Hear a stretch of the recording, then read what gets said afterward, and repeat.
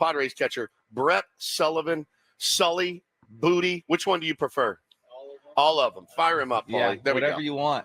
All right, so I like Sully. Thanks for having me. Sully makes sense. Yeah, Sully is what the boys call me. Okay. Booty is what the family calls me. More of a younger coming up. That's what my friends and family called me, and no one really calls me Brett. So it's really just Sully. Sully sounds like you're from Boston. Though. Yeah, you're not. I'll take that. Take well, it. a little East Coast dog. Yeah, I'll take it. 100%. Well, I feel like we're family already, but I will go ahead and call you Sully. That's right. Man, we had been out here for a couple of days, and we were talking to Sam Levitt, who is our man on the scene out here, and he goes, "Hey, if you get a chance, you got to get Brett Sullivan."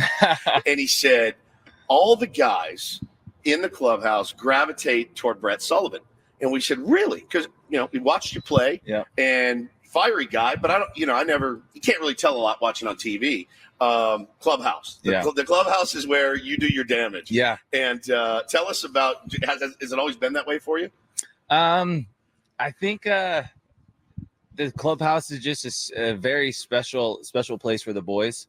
And for myself, I just want to, be myself and also make sure the other guys are being themselves. So I think I try to, poke at each guy and bring out, that sense of humor out of anyone. And I think the guys love it. And it's like trying to make people feel comfortable. Yeah. Well, or conversely, uncomfortable. My partner, Ben, does not like hugs. Yeah. So I would be hugging him. When Ben sneaking up behind him, give him a little. When Fritzy heard that he doesn't like hugs, he sees him now and runs. Like six already. And he's gotten six from hugs from Fritzy. So that's what baseball players do. They make you feel comfortable and uncomfortable. Exactly. You're just throwing a little jab there every once in a while about the hugs. Yeah, exactly. Yeah. Exactly. Now, Woodsy introduced you as the Padres catcher, which is true. Yeah. But you played a little first base yesterday, and I hear the plan is to work you in maybe a couple of different spots, maybe as a just an extra value potentially on this roster.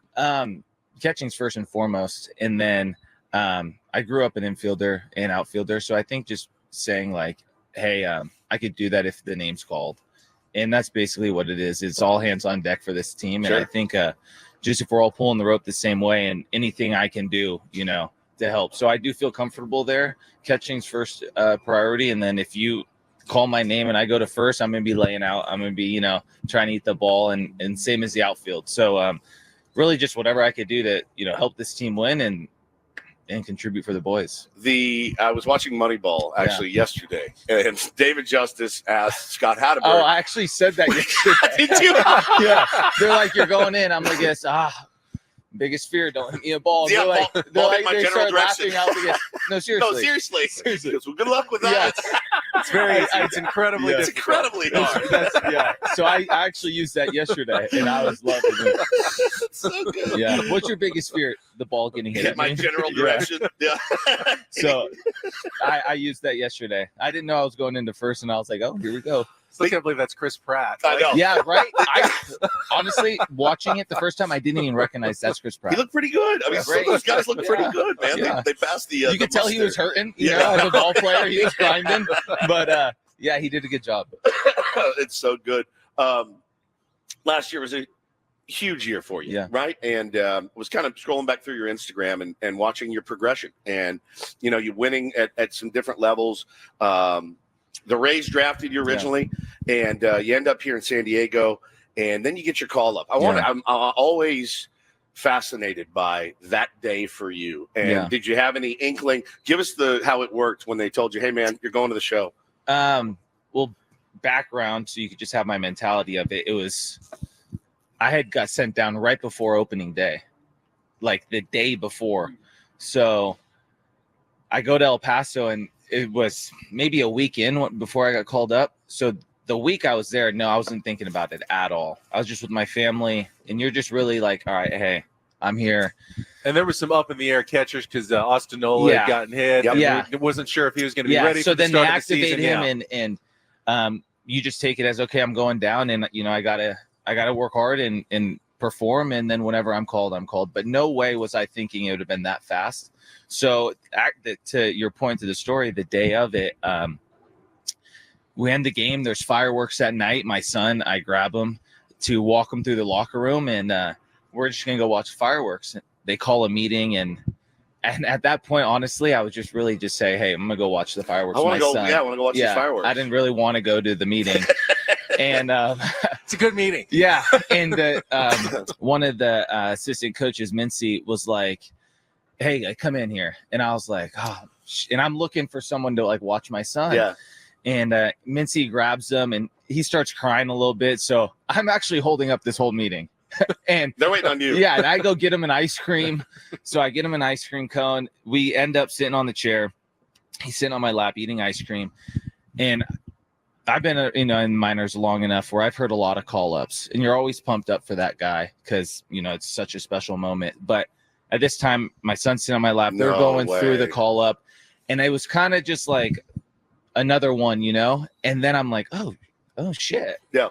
Like, and I'm looking, and they say I'm going to the show, and my son's ice cream breaks everywhere. He starts going crazy. Everyone's clapping.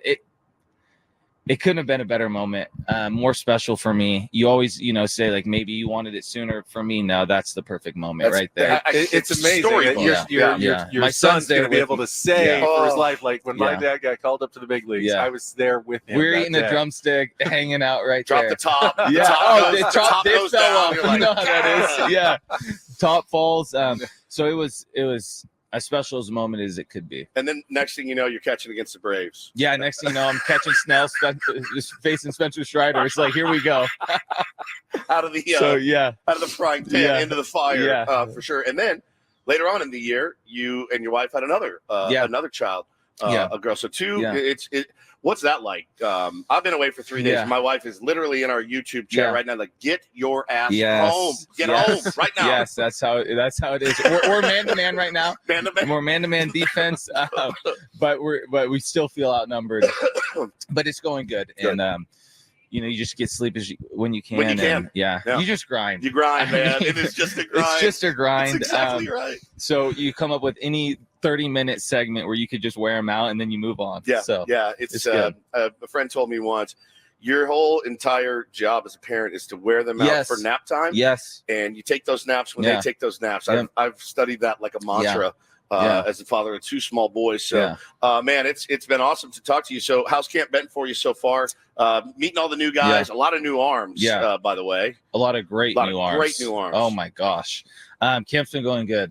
I think, we talked about it earlier. There's a different sense of vibe, sense of just feel. The locker room's different. What do you think it is? Is it addition by subtraction sometimes? And not to call anybody out by name, but is it addition by subtraction? Is it just the quality of the new guys that have come in? Is it a little bit of both? I think it's a little bit of both. I think it goes to the point of some of the guys they brought in, some of the coaches who were in this organization being put on the staff, and the comfortability of a lot of guys knowing each other, and then also saying what went wrong last year, and let's flip the script and let's everyone pull the same rope, and we all got to be together. Have y'all spent a lot of time digging into last year as a unit? Yes and no. The conversations have been had, but it's more of like, hey, this is what we're doing differently. That's good. Yeah. So nobody's dwelling on it. You don't want to dwell on it because it is what it is, and if we could change it, we would. Sure. But this year, it's hey, this is the mentality, and you could just see it. Everyone's eating breakfast together. It's almost like a table like this, and it's full. That's awesome. Of guys. It's like you trying to get into that table, and that's what you want. And that's how you build the relationships that carry on to the field of, I'm playing for this guy and it means even more, that's my brother and that's what I'm fighting for. So I think that's the mentality where we're at. Talking to Brett Sullivan here on Ben and Woods. And you're still a young guy. Campy's a young guy. Higgy's been around a little bit, but still trying to make his way. And then you got this 17-year-old kid, Ethan Salas, who's with you. And by all observations, looking pretty good, especially for a 17-year-old. What have you seen from Ethan so far? I mean, exactly. Yeah, it's crazy to think he's 17. It's nuts, man. He carries himself great. Is he quiet? He is quiet, but we, like I said, I'm bringing him out. You're trying to, you want him to be himself. You do not want him to like be quiet and hide. He's going to be a great player. He already is a great player. And he's been awesome this camp. And I think Higgy's been awesome helping me and Campy, and me and Campy's relationship is great. That's my dog. Yeah. So it's a great group of guys. We've got a lot of positive feedback from everybody. I think one of the things that Mike Schultz said when we had him on the other day, we asked him, when there is competition in a camp and everyone wants that gig and everyone wants that big league, that money and service time and all the beauty that comes with being in the big leagues instead of El Paso. It's a world apart. Freaking 2 worlds. But he said, when things are going well, you've got guys, like Manny helping guys like Eggy, right? And you've got guys like Crony helping Xander, and everyone is helping. You see Kimmy doing it with Xander right now. That's exactly right. That's exactly right. And he goes, that's when things are going and trending in the right direction. No one's afraid to ask, hey, how did you do it? What did you see? And that's like the biggest thing. Everyone has that conversation. And it's been going great. You guys feel last year, we all feel the difference. We absolutely do. We talked about it last night. We've been talking about it all week. There's a different feel, a different vibe. I know fans have probably heard that before. But we can certainly feel it. For you guys moving forward, how hard is it? You got to make sure you keep that vibe, keep that thing going, not fall back into old patterns and things like that. I think it starts with the little details, like what we're doing on the backfields, the base running, the conversations, the mentality we're having. We're already like the base running is already changing in the mentality of it. And it comes from talking about it over and over again. It's not a one-time conversation.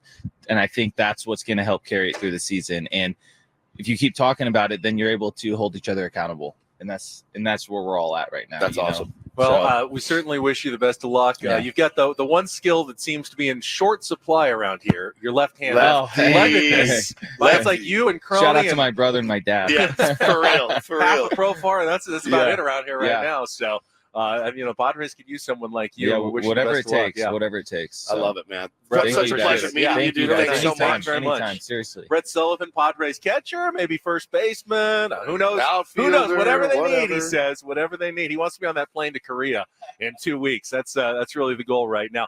Let's take our first time out. We'll come back. We'll do our reopen, stretch out a little bit. We may have more guests coming by though, as it works here early. Early out. Joe's going to stop by, I believe, this morning too. Yeah. Want to come back out? We're going to take a break. Yeah, we'll be right I'm holding back it down for Joe Musgrove. First check of traffic, and we are underway this morning on San Diego's #1 sports station. I'm your opener at the concert. 97.3 The Fan. You're the big show. I'm the little.